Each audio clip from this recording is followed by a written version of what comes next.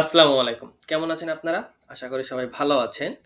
আজকে আমরা কথা বলবো SEMrush এর বাল্ক ব্যাকলিংক অ্যানালাইসিস টুলটাকে নিয়ে।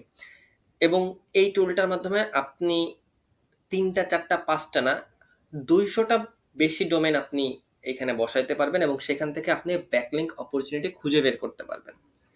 সো ইটস এ পাওয়ারফুল টুল এবং আমাদের যে টোটাল ব্যাকলিংক সিরিজটা চলতেছে SEMrush কোর্সের ভিতর এবং প্রতিটা ভিডিওই কিন্তু অনেক ইম্পর্টেন্ট ছিল। সো আশা করি আপনি সব ভিডিওগুলো দেখছেন এবং আপনার এন্ডেও ইমপ্লিমেন্ট করছেন। প্র্যাকটিক্যালি অবশ্যই আপনাকে ইমপ্লিমেন্ট করতে হবে যদি আপনি ভালো একটা কিছু করতে চান। তো চলুন আজকে আমরা SEMrush এর ব্যাকলিংক অ্যানালাইসিস টুলটা দ্যাট মিনস যেটার মাধ্যমে আপনি অনেকগুলো ডোমেইনকে একসাথে অ্যানালাইসিস করতে পারবেন, এটার এক্সারসাইজটা দেখে আসি। সো এই যে হচ্ছে আপনার SEMrush এর ব্যাকলিংক অ্যানালাইসিস টুলস। এখানে আপনাকে বলা হয়েছে যে analyse your competitors, find link building opportunities and export result. That means আপনি আপনার কম্পিটিটর যতগুলো কম্পিটিটর আছে সবাইকে আপনি এখানে অ্যানালাইসিস করতে পারবেন। নর্মালি আমরা দেখেছি যে অডিটের ক্ষেত্রে বা কিওয়ার্ড গ্যাপের ক্ষেত্রে, ব্যাকলিংক গ্যাপ অ্যানালাইসিসের ক্ষেত্রে আমরা ৫টা কম্পিটিটর দ্যাট মিনস আমারটা সহ আমরা ৪টা কম্পিটিটরের অ্যানালাইসিসটা করতে পারতেছিলাম। ঠিক আছে? সো আপনার এমন মনে হতে পারে যে আপনার আরো বেশি কম্পিটিটর আছে। দ্যাট মিনস হইতে পারে যে আপনার ১০টা, ৩০টা, ৪০টা কম্পিটিটরস আছে। ঠিক আছে?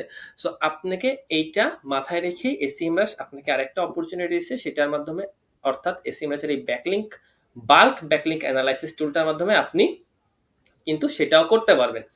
সো চলুন আমরা দেখে নিই কিভাবে আমরা এটা অ্যানালাইসিস করব। তো সিম্পলি আপনি কি করবেন? আপনি সুন্দরভাবে আপনার যতগুলো কম্পিটিটর আছে সেই সবগুলো কম্পিটিটর কপি পেস্ট করে নেবেন, যেটা অলরেডি আমি কপি পেস্ট করে নিছি।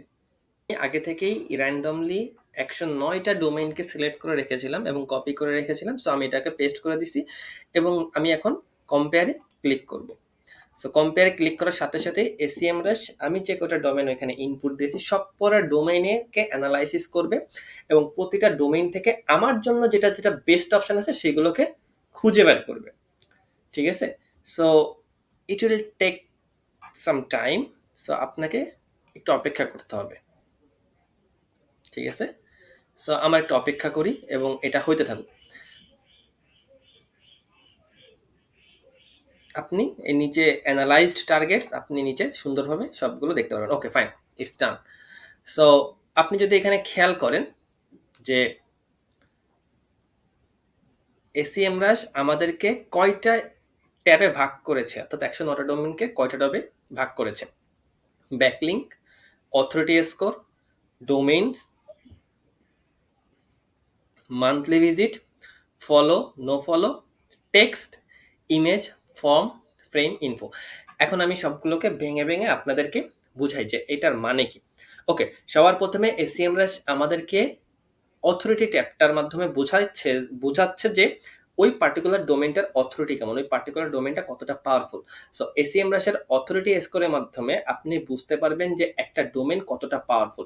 এখন একটা ডোমেইন কতটা পাওয়ারফুল এটা বিভিন্ন ক্রাইটেরিয়ার মাধ্যমে SEMrush বের করে থাকে। যেমন ওই ডোমেইনটা কতগুলো অর্গানিক ট্রাফিক পাচ্ছে, ওই ডোমেইনে ব্যাকলিংক আছে কতগুলো, ওই ডোমেইনে কতগুলো রেফারিং ডোমেইন থেকে ব্যাকলিংক আসতেছে, ওই ডোমেইনটায় কতগুলো কোয়ালিটি ব্যাকলিংক আছে, ওই ডোমেইনটা ভিজিটাররা কতটুকু টাইম স্পেন্ড করে, কতটুকু কোয়ালিটি কন্টেন্ট ওই ডোমেইনটার আছে।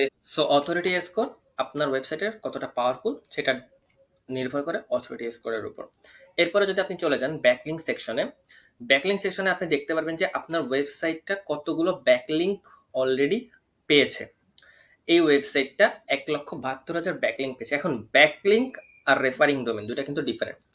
রেফারিং ডোমেন মানে আপনি একটা ওয়েবসাইট থেকে একটা ব্যাকলিংক পাচ্ছেন, দ্যাট মিনস একটা ওয়েবসাইট একটা রেফারিং ডোমেন। কিন্তু যখন আপনি ওই ওয়েবসাইটটা থেকে একের অধিক ব্যাকলিংক পাবেন তাহলে আপনার ব্যাকলিংক বাড়বে কিন্তু রেফারিং ডোমেন কিন্তু ওই একটাই থাকবে। সো রেফারিং ডোমেনটা আপনার কাছে বেশি ইম্পর্টেন্ট রাদার দ্যান ব্যাকলিংক। এরপরে যদি আপনি দেখেন মান্থলি ভিজিট, এই পার্টিকুলার ওয়েবসাইটটা প্রায় মান্থলি 1.7 মিলিয়ন ট্রাফিক জেনারেট করতেছে, হুইচ ইজ ম্যাসিভ। এরপর যদি দেখেন follow no follow, that means এই যে পার্টিকুলার ওয়েবসাইটটা, এই ওয়েবসাইটটা টোটাল ব্যাকলিংক আছে ১,৭২,০০০, যার মধ্যে ফলো ব্যাকলিংক আছে ১,৪৮,০০০, নো ফলো আছে ২৪.6K। সো আপনি যদি রেশিও দেখেন 86.14%, এটা কিন্তু অনেক বেশি। আপনার ফলো নো ফলো রেশিও 70-30 থাকলে এটা বেটার। কারণ যত বেশি ফলো নো ফলো রেশিওটা আপনি মেনটেন করবেন, ব্যালেন্স করবেন, তত বেশি এই ব্যাকলিঙ্ক প্রোফাইলটা ন্যাচারাল মনে হবে গুগলের কাছে। এরপরে যদি আপনি দেখেন আপনার আপনার টেক্সট ব্যাকলিঙ্ক আছে 1,28,000, দ্যাট মিনস কন্টেক্সচুয়াল ব্যাকলিঙ্ক হইতে পারে। আর আপনার ইমেজ আছে 44.6K, ইমেজ থেকে ব্যাকলিঙ্ক পেয়েছেন, এছাড়া ফর্ম, ফ্রেম, ইনফো।